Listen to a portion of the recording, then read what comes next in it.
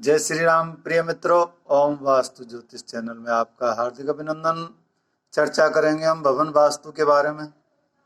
भवन वास्तु के बारे में मैं पिछले दिनों विजिट करने गया था, एक दो मकान उनकी आपको मैं बतलाता हूँ।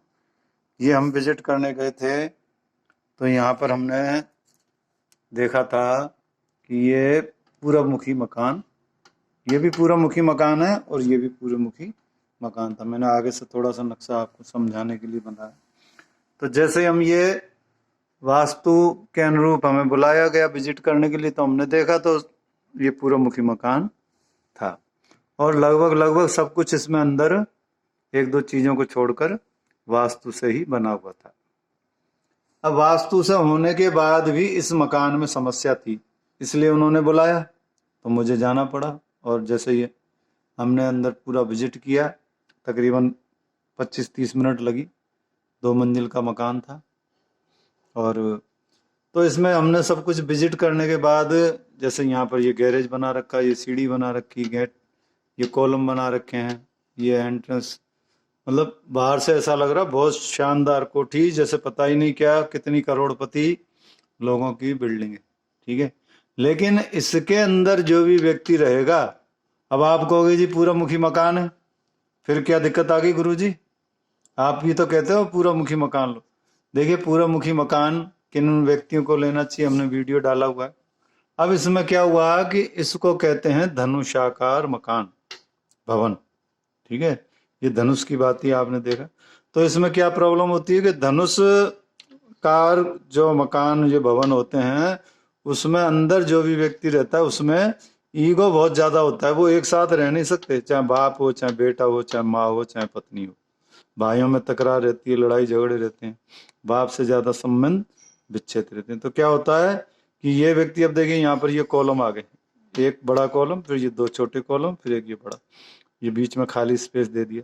सुंदर बहुत लग रहा था मकान, लेकिन सुंदरता से नहीं है, अंदर वाले व्यक्तियों के मन शांत होने चाहिए, तभी तरक्की होती। तो क्या हुआ कि धीरे धीरे ये इसकी ऊर्जा इतनी खराब हो गई अंदर से मकान की कि इसके घर वालों में आए दिन झगड़ा रहता है, आए दिन। इसलिए आप ये ना देखें कि पूर्वमुखी मकान है तो हमें सब सुख मिल गए। कृपया ऐसा धनुषाकार मकान भविष्य में ना बनाए। चलिए, मैं एक मकान और देखने गया था। अब देखिए, ये उत्तरमुखी मकान था, बहुत शानदार मकान था, 550 गज का मकान था, कोठी थी, चारों तरफ बालकनी दे रखी। लेकिन इसमें क्या समस्या दे रखी थी? उत्तरमुखी मकान बहुत अच्छे होते हैं, इसमें क्या समस्या दे रखी थी कि ये एकदम, इसमें कहीं कोई डिजाइन नहीं है। जैसे इसमें डिजाइन है, इसमें कोई डिजाइन नहीं है। लेकिन आप देखो, ये बालकनी इन्होंने दे रखी थी, तो बालकनी में क्या, ये क्रॉस दे रखे। ये क्रॉस अगर आपके हैं तो ये इसमें मैं विजिट करने के लिए मुझे बुलाया। इसमें क्या हो रहा था कि इसमें उनके कन्याएं ज्यादा हो रही थी, पुत्र प्राप्ति की इच्छा उनकी थी, और किन्हीं कारणों से भाइयों में लड़कियां ज्यादा हो रही थी।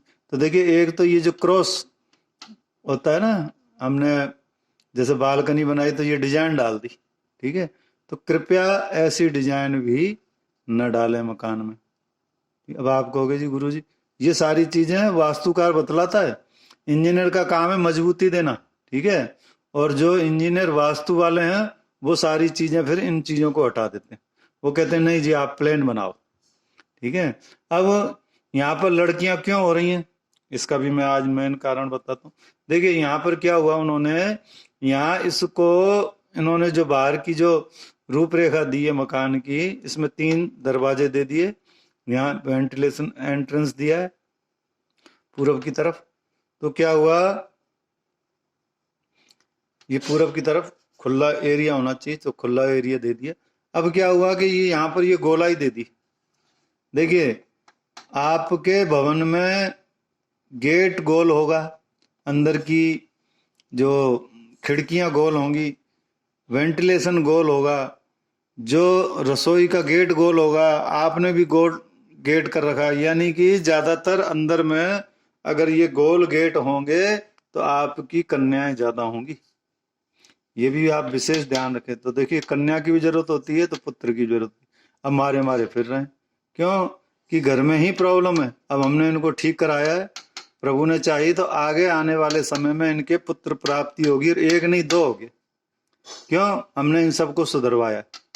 ठीक है, अब सुधारने का मतलब क्या है? हमने उनको मुहूर्त भी बतलाया कि किस समय आप इसमें मकान में, हमने मकान बना लिया, तो ये नहीं है आप खुद स्वयं तोड़ फोड़ करो, नहीं, इसका एक विधान है, उसके आधार पर तोड़ फोड़ होती है, तभी आपको सफलता मिलती है, जिससे वास्तु दोष का वास्तु भंग नहीं होता, वास्तु दोष नहीं लगता। चलिए, और भी नई वीडियो के साथ फिर उपस्थित होंगे। वीडियो देखने के लिए बहुत बहुत धन्यवाद। नमस्कार।